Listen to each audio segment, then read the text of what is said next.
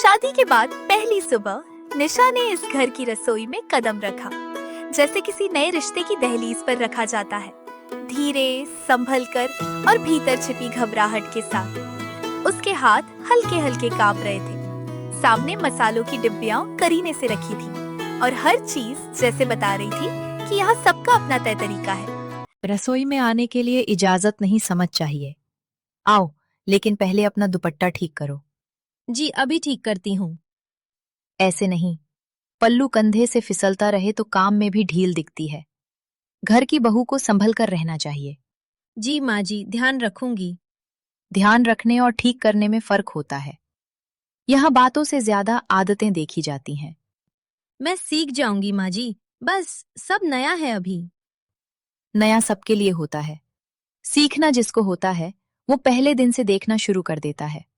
निशा मुस्कुराई, मगर उसकी आंखों की घबराहट छिप न सकी। वह सामने रखी थाली उठाने बढ़ी, पर उसकी उंगलियों की झिझक साफ दिखाई दे रही थी। वो स्टील की थालियां ऊपर नहीं, नीचे वाली शेल्फ में रखी जाती हैं।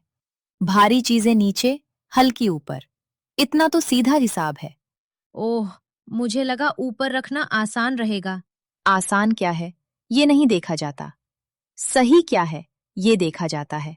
जी, और बर्तन रखते समय आवाज कम। घर में सुबह की शुरुआत खनखनाहट से नहीं, सलीके से होनी चाहिए। माफ कीजिए, हाथ फिसल गया था। हाथ तभी फिसलते हैं जब मन इधर उधर हो। रसोई में मन भी यही होना चाहिए। जी माँ जी, मैं कोशिश कर रही हूँ। चूल्हे की धीमी आंच जल उठी। उसके साथ रसोई में एक और गर्मी फैल गई, बिना शब्दों वाली, लेकिन साफ महसूस होने वाली। सावित्री ने चाय बनाने का इशारा किया। काम छोटा था, पर इस घर में हर छोटे काम के साथ एक अदृश्य परीक्षा भी जुड़ी हुई थी। चलो पहले चाय बनाओ, देखती हूँ हाथ कितने पक्के हैं। कितने कप की बनानी है? घर में 4 लोग हैं। ये भी अगर मुझे बताना पड़े तो मुश्किल होगी। 4 कप, जी। पानी पहले, फिर दूध। और अदरक बारीक। मोटा कूटा अदरक चाय में तैरता अच्छा मतलब तैरता। हमारे घर में माँ थोड़ा मोटा ही डालती थी।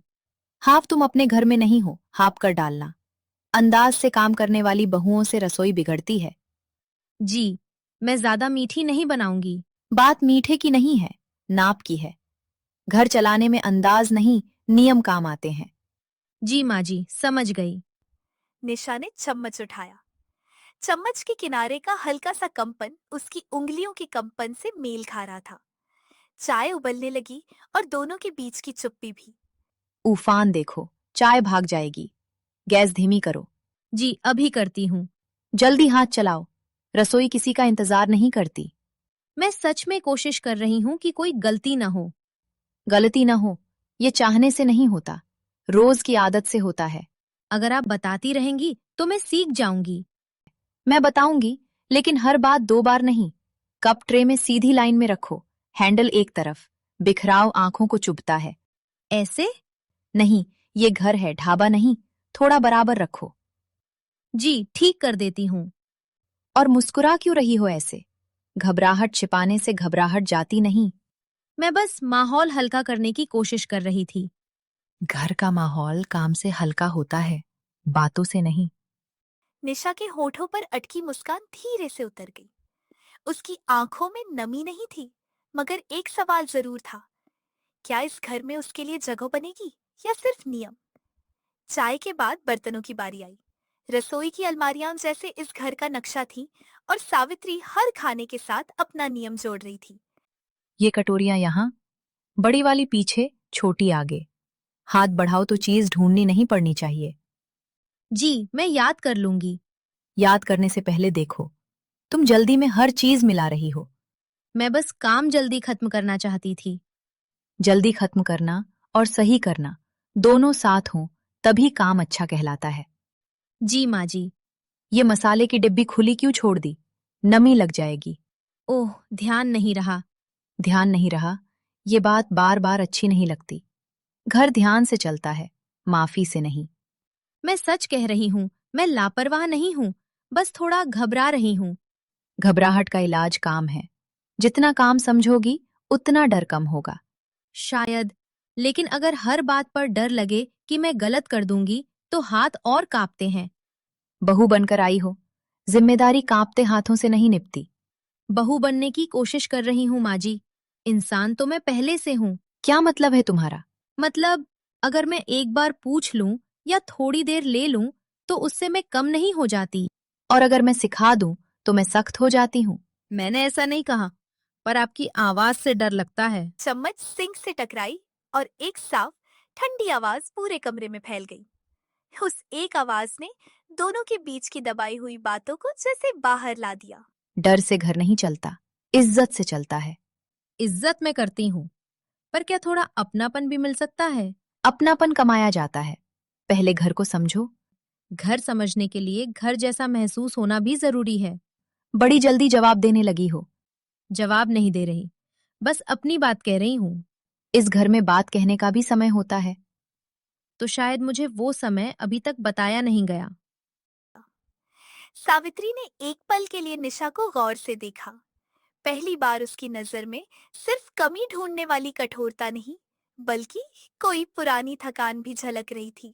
कुछ देर की खामोशी के बाद आवाजें धीमी हुईं, पर जो कहा जा चुका था वह दोनों के बीच अभी भी रखा था। गर्म चाय की तरह, छुआ जाए तो जला दे।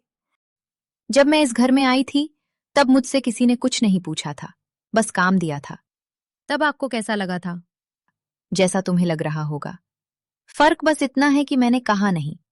शायद इसलिए मैं कह रही हूँ, ताकि बात अंदर न जमे। हर बात कह देने से भी घर नहीं चलते। कुछ बातें पीनी पड़ती हैं। और कुछ बातें सुन ली जाएं तो शायद पीनी ना पड़े। तुम पढ़ी लिखी हो, इसलिए शब्द अच्छे चुन लेती हो। घर शब्दों से नहीं, निभाने से बनता है। निभाने के लिए मैं तैयार हूँ। बस इतना चाहती हूँ कि गलती पर डांट से पहले एक मौका मिले। मौका अभी भी है। मैं तुम्हें भगा तो नहीं रही, सिखा रही हूं। सिखाइए, मैं सच में सीखना चाहती हूँ। पर अगर मैं डरती रहूंगी तो आप मुझे जान नहीं पाएंगी। और अगर मैं ढीली पड़ गई तो घर हाथ से निकलता देर नहीं लगती। घर हाथ से तब भी निकलता है जब लोग एक दूसरे से दूर हो जाएं। बाहर बैठक से अखबार मोड़ने की आवाज आई, जैसे घर का कोई और हिस्सा भी इस खिंचाव को महसूस कर रहा हो। चाय ले जाओ बैठक में। और हाँ, कप गिरना नहीं चाहिए। जी, गिरने नहीं दूंगी। सिर्फ कप नहीं, बात भी। घर की बात घर में रहे। मैं शिकायत करने नहीं आई माँ जी। मैं बस इस घर में अपनी जगह ढूंढ रही हूँ। जगह कोई देता नहीं, अपने व्यवहार से बनानी पड़ती है। तो मैं बनाऊंगी, लेकिन अकेले नहीं बन पाएगी। देखेंगे। जी। निशा ने ट्रे उठाई। हाथ अब भी पूरी तरह स्थिर नहीं थे, लेकिन इस बार उनमें सिर्फ डर नहीं था, उनमें एक छोटा सा निश्चय भी था। जैसे ही वह दरवाजे तक पहुंची, बैठक से एक पुरुष आवाज आई, धीमी मगर चौंका देने वाली। माँ, आपने निशा को सच बताया या अभी नहीं?